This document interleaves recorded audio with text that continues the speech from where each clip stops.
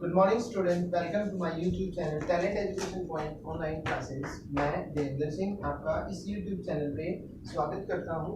ईश्वर से प्रार्थना करता हूँ कि संसार में फैली भयंकर महामारी कोरोना से आप सब सुरक्षित होंगे, स्वस्थ होंगे, तहे दिल से आप सोशल डिस्टेंसिंग एवं लॉकडाउन का पालन कर रहे होंगे। इन्हीं सभी शुभकामनाओं के साथ शुरू करते हैं आज का हमारा टॉपिक, जो ग्रामर के ऊपर आधारित है। ग्रामर का टॉपिक, जैसे कि आप जानते हैं, हमारा ग्रामर में 10 सीक्वेंसेस का टॉपिक चल रहा है। 10 सीक्वेंसेस में हमने एक टेंस जो हमारा प्रेजेंट इंडेफिनिट है उसको हमने डिटेल में समझा था। आज जो हम इस पीरियड में डिस्कस करने वाले हैं प्रेजेंट कॉन्टिन्यूअस टेंस को। जैसे कि टेंस के रूल्स में हमने पहले ही जान लिया है कि जिस वाक्य के अंत में रहा है, रही है, रहे हैं इत्यादि आते हैं, वो आपका प्रेजेंट कॉन्टिन्यूअस टेंस होता है। Present continuous tense. अब तक हमने ये समझा है कि भी प्रेजेंट कॉन्टिन्यूअस तो होता है रेगुलरिटी के लिए, ठीक है, जो चीज निरंतर होती है, और प्रेजेंट के लिए है मिलता है। इट मींस जिसमें रहा है, रही, रहे हैं, रही है, रहे हैं इत्यादि आएंगे, वो आपका प्रेजेंट कॉन्टिन्यूअस टेंस होता है। प्रेजेंट कॉन्टिन्यूअस टेंस में जीरोंड का होने के कारण आपको ये भी बताया था कि वर्ब की फर्स्ट फॉर्म के साथ हमेशा आईएनजी का प्रयोग होता है। इसके अलावा ही, शी, इट या नाउन, इसके साथ हमेशा इज का प्रयोग किया जाता है। इसके अलावा आई के साथ हमेशा एम का प्रयोग होता है। यू, वी, दे के साथ हमेशा आर का प्रयोग होता है। और हेल्पिंग वर्ब हमेशा प्रश्नवाचक वाक्यों में या इंटरोगेटिव सेंटेंसेस में जो हेल्पिंग वर्ब होती है इज, एम, आर, वो वाक्य के शुरू में आती है। ये तो हमने बेसिकली पढ़ा था इसके रूल के अकॉर्डिंग। लेकिन आज जैसे कि आप जानते हैं इस पीरियड में हम 10 सीक्वेंसेस का प्रयोग करेंगे। ये समझेंगे कि प्रेजेंट कॉन्टिन्यूअस टेंस का किन किन स्थितियों में, किन किन कंडीशंस में प्रयोग किया जाता है। So without wasting time, let's start the topic.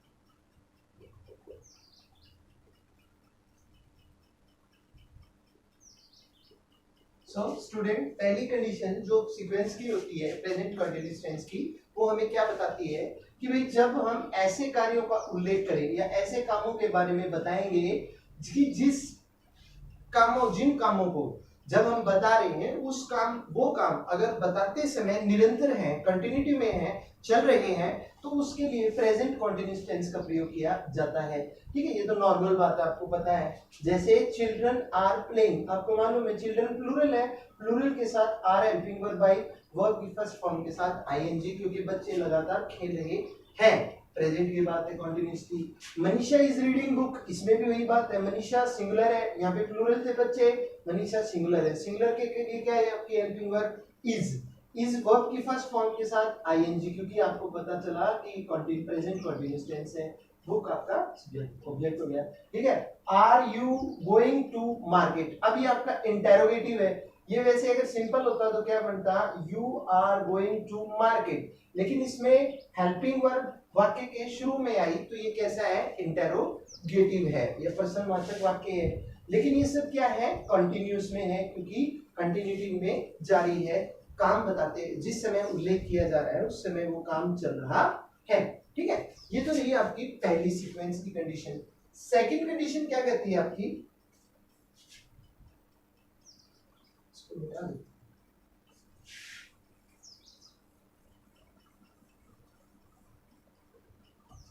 Second condition क्या कहती है,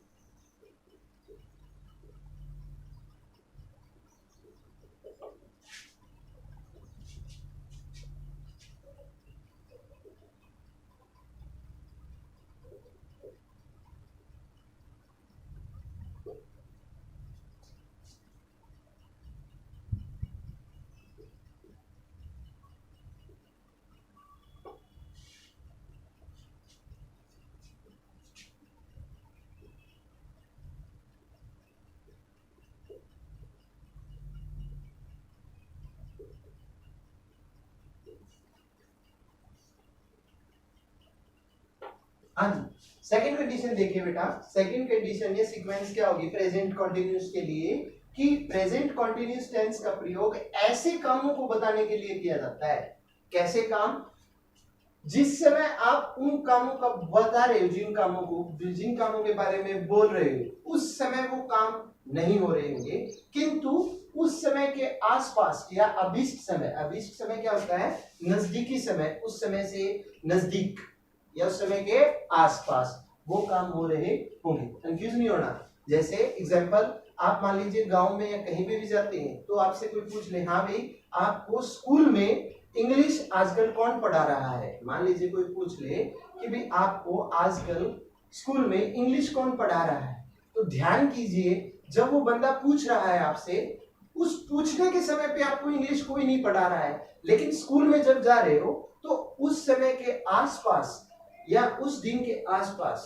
स्कूल में तो आपको इंग्लिश पढ़ा रहा है। मान लीजिए आप जैसे अभी स्कूल में पढ़ रहे हैं और छुट्टी होने के बाद आप घर पे जाएं और शाम के समय पूछे, हाँ भाई आजकल आपको स्कूल में इंग्लिश कौन पढ़ा रहा है, यानी कि उस समय के अभिष्ट समय के आसपास का जब उल्लेख किया जाता है तो उसको प्रेजेंट कंटीन्यूअस टेंस में प्रयोग किया, शो किया जाता है या दिखाया जाता है। जैसे विशाल इज टीचिंग अस लिटरेचर, ध्यान दीजिए विशाल जो है वो साहित्य पढ़ाते हैं।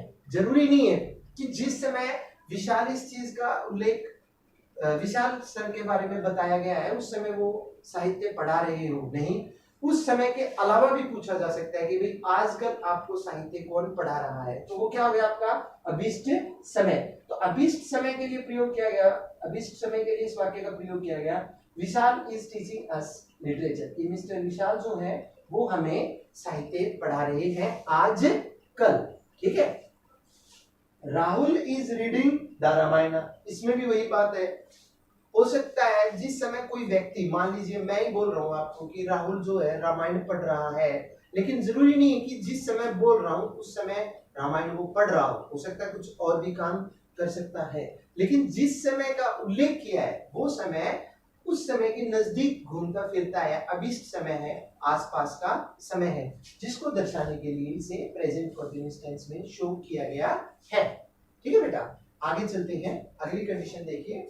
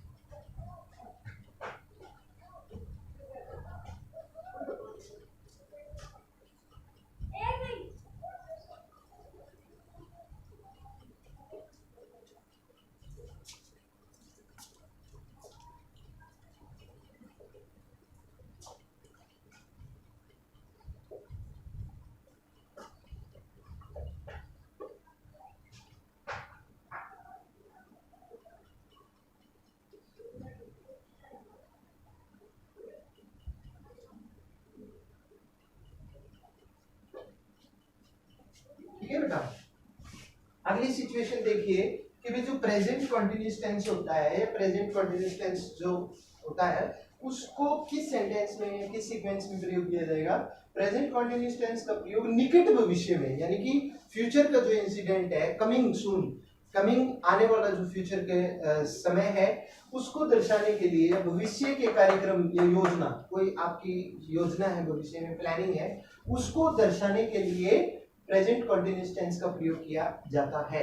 प्रेजेंट कंटीन्यूअस टेंस का प्रयोग किया जाता है। जैसे I am going to Goa tonight, अब ये I am going to Goa tonight ये क्या है, नजदीकी भविष्य जो है, निकट भविष्य है, उसकी बारे में उल्लेख कर रहा है। इसके अलावा ये हो सकता है उसकी कार्यक्रम या योजना है कि वे मेरे को गोवा जाना है, कब, आज रात को, लेकिन फिक्स नहीं है, हो सकता है उसमें कुछ चेंजमेंट या बदलाव हो सकता है। ये फ्यूचर का इंसिडेंट है, वो संभावना है उस चीज की, फिर निकटतम भविष्य की घटना को प्रकट कर रहा है, जिसके कारण इसे प्रेजेंट कंटीन्यूअस टेंस में शो किया गया। I am going to Goa tonight, भाई आज रात को मैं जाऊंगा कहाँ पे, गोवा में। तो ये निकट भविष्य की घटना है जिसके कारण इसे प्रेजेंट कंटीन्यूअस टेंस में शो किया गया है। ठीक है, आगे आगे देखिए, guests are coming next week. अब नेक्स्ट वीक जो है, नेक्स्ट वीक जो है वो क्या है, फ्यूचर की प्लानिंग है, उनकी आने की योजना है, उनका प्रोग्राम है कि भाई हमें नेक्स्ट वीक चलना है उस स्थान पे। ठीक है, तो इसको guest are coming next week. अब ये इसको नियर फ्यूचर नहीं कह सकते। नियर फ्यूचर तो मतलब 1-2 घंटे में, 1 दिन में, 2 दिन में, 3 दिन में, 4 दिन में, लेकिन ये वीक का टाइम है तो लंबा समय है। ठीक है, लेकिन ये क्या है, उनका भविष्य का प्रोग्राम है, भविष्य की योजना है, जिसके कारण इसको प्रेजेंट कंटीन्यूअस टेंस में शो किया गया है।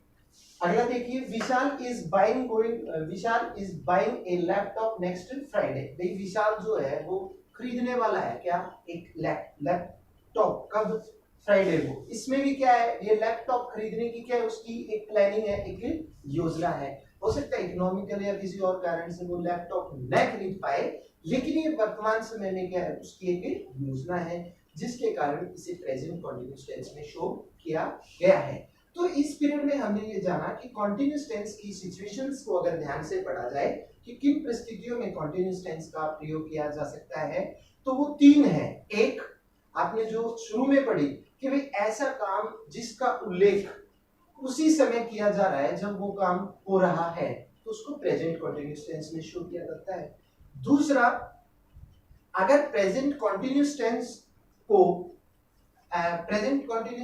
शो किया जाए किसमें, अभीष्ट समय के आसपास, यानी कि जिस समय हम बोल रहे हैं उस समय उसका वह काम हो नहीं रहा है। मान लीजिए जिस समय बताया जाए उस काम के बारे में, उस समय वो काम नहीं हो रहा है, लेकिन उस समय के नजदीक या आसपास के समय में वो काम घटित हो रहा है, तो उस वाक्य को प्रेजेंट कंटीन्यूअस टेंस में शो किया जाता है। और लास्ट आपकी क्या कंडीशन है कि जो फ्यूचर की प्लानिंग है, निकटतम भविष्य की जो घटना है या जो निर्धारित कार्यक्रम है, उसको प्रदर्शित करने के लिए हमेशा प्रेजेंट कंटीन्यूअस टेंस का प्रयोग किया जाता है। तो ये प्रेजेंट कंटीन्यूअस टेंस के सीक्वेंस का जो टॉपिक है वो समाप्त हो जाता है। इससे पहले आपने प्रेजेंट इंडेफिनिट की सीक्वेंसेस को भी पढ़ा है, जिसमें हमने जाना था कि यूनिवर्सल ट्रूथ है, चिरंतन सत्य जो है यूनिवर्सल ट्रूथ्स, या इसके अलावा हैबिचुअल्स, हैबिट्स हैं, या फिर प्रिंसिपल्स हैं, या प्रोवर्ब्स जो हैं, उनको दर्शाने के लिए हमेशा प्रेजेंट इंडेफिनिट टेंस का प्रयोग किया जाता है।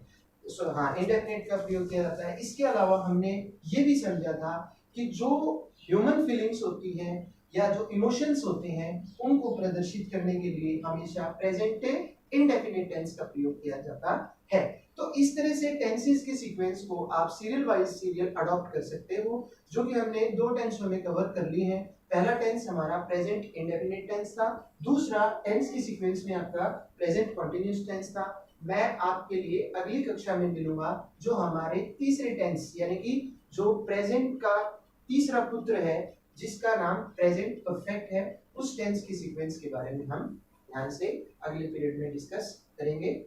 इसी के साथ मैं उम्मीद करता हूं कि आप सब अपने घरों पे सुरक्षित होंगे, स्वस्थ होंगे। ईश्वर से प्रार्थना करते हुए उम्मीद करता हूं कि आपने इस चैनल को सब्सक्राइब किया होगा, शेयर, अगर आपको पढ़ाया हुआ पसंद लगे तो आप इसे लाइक करें, शेयर करें। इसी के साथ जय हिंद, जय भारत। बोलना कर